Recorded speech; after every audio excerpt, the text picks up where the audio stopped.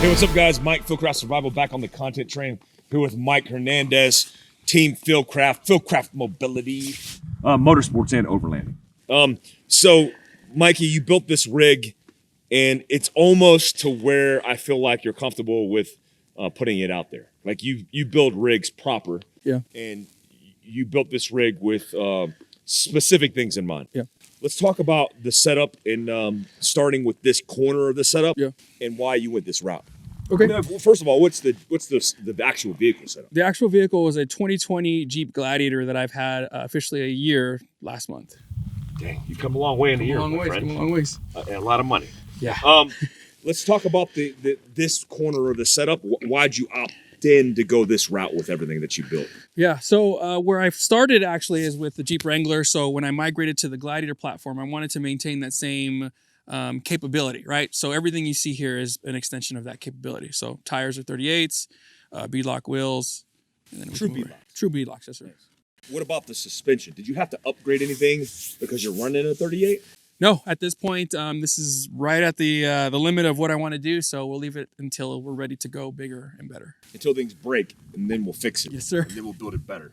What kind of axles do they run on these rigs? So these come with a heavy-duty Dana 44. It's a new variant from Dana Spicer and Jeep. So we're testing them out. They claim some pretty big numbers from them. So the 38s will test that out for sure. Nice, I like that. Okay, so it's reinforced not only internally in the pumpkin, but it's actually reinforced on the outside. Yeah. So they do have a little bit more thicker tube than the traditional Dana 44 used to saying. I think on the rear of that TJ over there. Right. Yeah, all that good stuff. Let's talk about the front bumper setup, because you have a minimalist kind of bumper, and I like that because it reduces weight. What's this setup? So this is the Generate aluminum. It's aircraft grade aluminum, all handmade here in the United States. Generate, really great company. I love everything that they do. Mainly because it's hand welded with TIG. The inside is reinforced steel, and then I have a Warren Xeon synthetic line with the Ultra hook from Factory 55. So the ability to self-recover, the ability to run a safe line of synthetic as opposed to steel braid, and obviously running a loop is super important. If you're anywhere in the back country of where you typically would overland, off-road, and motorsport, this will save your butt. I just hit a deer 3 days ago. And let's just say it didn't work out for the deer, but it protected my vehicle. This loop setup did. Let's talk about the lighting system, because you went with a looks like a Pro 6 setup. What's the benefit of running a Pro 6? Some people are like, that's a whole lot of light, but what's the reason for that? Well, the reason for this is to get light as far ahead of you as you can to make decisions, right? I mean, in a perfect situation, that deer would have been farther off. I know it was different circumstances, but if you're racing, or if you need to see, farther out, if you need, run security, whatever that is, but also it throws light from the sides out wide. So rather than running a ditch light, I mean, it seriously comes back out to here where the mirrors are at. All right, let's walk around to the side. You have some things like you have the skid plate. Yeah. That I'm assuming that's a step down, automatic. Yes, sir. Dude, I have one of those in my truck, and I'm all about that light. Like especially if you have a raised vehicle and you have cute little girlfriends, trying to pick them up. Yeah. That's the tactic. Right. But you want to be able to drop step the ladder and access it. I digress. But let's talk about the rear of this thing, because you have a whole bunch of. I mean, the 5-foot bed in this is a benefit over a standard Jeep, right? Oh, absolutely. It's a pickup truck blended into a Jeep. 100%. Well, it's actually kind of an animal unto itself, because, the midsize market keeps the vehicle small, but with big numbers. This thing, the GVWR is 7,000 pounds. You can throw, almost 1,000 pounds in the back. It's a true truck. Ooh, I never thought about that. So low capacity is increased, and also your wheelbase is wider. 100%. I think it's 127 inches. Has that been a problem for you in any way? No, it's actually a lot better. It's more comfortable on the highway, which, Wranglers kind of suffer on that. The only thing that it has become a problem is everyone, in the beginning was like, oh, that departure angle is so nasty with this thing coming out. And it really isn't the departure, it's the breakover because of how long it is. Yeah. So I just had to go higher, right? Remember we had a 2-inch lift on it before, now it's got a 4.5, and it's really addressed that mid breakover. Nice.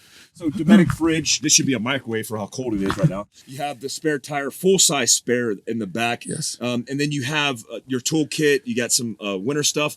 But tell me about this Rome Adventure tent. This is sitting on a Rebel off-road rack, which Yeah. I like because it keeps the Rotopacks and everything, all the Max Tracks in the back. But this is some new hotness right Yeah. here. I hate rooftop tents. Like Mikey was telling me that this rooftop tent was actually a good tent. Tell me why. Yeah. So, I mean, I think inherently when we're talking about rooftop tents, they're cold, right? Especially, where we're 10 degrees right now. Yeah. So the aluminum base is inherently cold. However, this addresses that with a much thicker pad. I want to say it's 3 inches. Don't quote me on that, but it's a lot thicker. That's what he said. It's the thickest one you can get on the market. It's got some really great fabric and woven techniques that they use to kind of mitigate that. It's got a what's it called? A condensation mat, and also to keep that off you and keep you dry. So you could actually winter camp in this setup. Absolutely. I mean, you would need a cold weather bag. Yeah. Your whoopee and all that stuff, but it's actually a platform that you could sleep in.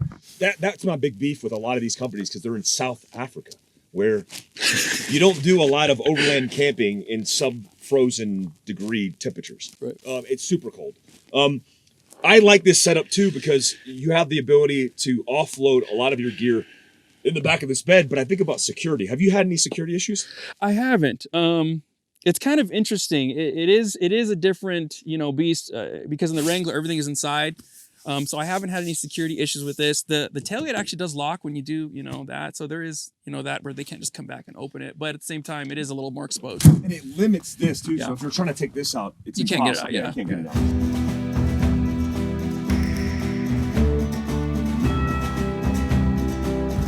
You got a nice couple things that are from fieldcraftsurvival.com. So that's a first gen bag. That's actually a second gen bag that we made, which is a mobility bug out bag.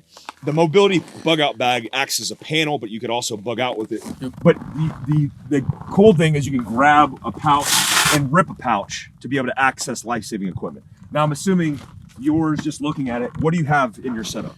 Basic med. At the very top, I have a hemorrhaging kit and a basic med kit for myself. At the very bottom, I have the Fieldcraft Survival Vehicle Trauma Response Kit. So those are the real, priorities on that. In the center, there's a survival kit. I have an extra comms, extra ammo, and then because everything's Velcro, which is my favorite, by the way, Velcro, I can, add a handgun or whatever I need to it. Yeah, the idea of having the ability to quickly access your equipment off the back of your seat, super important. But a lot of companies just make the panel where you can't take it on the go. You can remove that top and bottom and bug out with it as a backpack or a go bag in this case. And I like that idea because it's ours, but also because it's super functional. I noticed you have our new loadout mobility bag. It's an 80 liter. Yep. We're coming out with a 40 liter and we're coming out with a 20 liter, which is, it's actually a side strappable, like you would do a fanny pack type setup. What do you typically carry in a loadout bag? Is that a travel? You using it as a travel? I typically use it as travel because it is water resistant, and I don't want my clothes wet. That's one of the huge things if you're out here in the cold is to stay dry. So right now it's got all my clothing and whatnot for today's trip. Cool. And then I noticed you have a Dometic lithium battery charging station thingamajiggy. Yep. Why? I have one of those. I haven't used it yet, but what are some of the benefits of carrying something like that? Well, it's a good alternative if you're not ready to set up like a dual battery system or you don't have the budget for that. These are a little bit of a better option. Also, because exactly what you just did, it's portable. You can take it out, stick it in the bed, run an electric blanket off it, a fridge, whatever you need. It's a good option. But also, I mean, the portability, like you said, is super cool, but can you power a whole bunch of stuff for a long period of time? It looks Absolutely. it feels like it's a car battery. Well, we've been out since Friday, and today's Sunday, and it's still, I think it's at 40%. So we haven't killed it yet, but yeah, it should last a pretty long time. Cool. So a lot of the things that we're building for overland rigs and kind of setting ourselves up for mobility, overlanding, off-roading, and motorsports is building like an all-purpose recreational vehicle. Because if you don't live the lifestyle, you're likely not going to use it or have it in an extremist circumstance. Right. Like if it's a worst-case scenario and you're not one of these kind of people who go out in Jeep and overland, you're probably not going to have a capability. Mm-hmm. So we're always kind of advocating for the recreational use of these, but by benefit, you're setting it up for that worst case. Absolutely. Right? Absolutely. So one of the things that we had talked about recently is the fact that the overland space seems a little elitist a little bit. Yeah. Right? Yeah. maybe it's a sense of arrogance, but it just feels a little that way. Absolutely, I agree. Like the off-roading space is known as like a whole bunch of rednecks. The overland space is a whole bunch of elitists. I guess the moderate version of that is mobility. Like guys who are just living the lifestyle, but they don't want to affiliate like with a tribe. Yeah, You know what I mean? That's something that we've always talked about.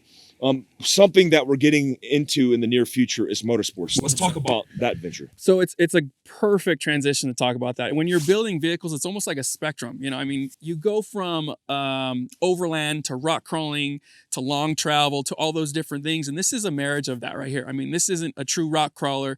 It's not a true overlander. As a matter of fact, you know, the 38s are like, oh, big no-no with the overlanders. And then the rock crawler is going to say, oh, you need to go bigger, right? So that's what we love about the motorsports division here is we get to marry all those things. There's a huge recreational component to it, but at the same R&D time, component. yeah, you know Innovation. what I mean. That's you know the best part is we get to go out and really test these things. So yeah, that's the goal is to kind of get out, do some fun stuff at the same time, have a vehicle that's totally capable and preparedness and able to haul a family and be a daily driver and all those things. So Mikey and Derek Miller, our buddies at Mobility, are going to do the King of Hammers. We're going to be documenting the whole thing in the Fieldcraft rig, which is a Sequoia. Big build out on this. I'm talking about like roll cage. It has to be safe. Yep. But it's a long race. It's a whole bunch of endurance, high attrition rate, and we're going to be able to highlight some of the things like survival. Yep. Like recovery, like self-sustaining on the road. That's going to be a cool experience. I'm excited about that. Also, you guys, we are getting more into inclement weather. I mean, it's 10 degrees here. It's snowing. A whole bunch of considerations. We'll be talking about that more and more as the winter months continue. January is going to be a cold one. It's 8 degrees now, I think, right now.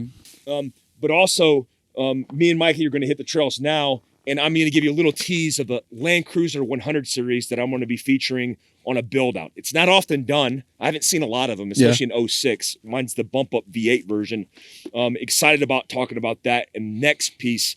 But yeah, look forward to working with you guys with the King of the Hammers and all the things that we're doing in motorsports, mobility, overland. It's going to be fun, man. Yep, 100%. Cool, man. Peace out.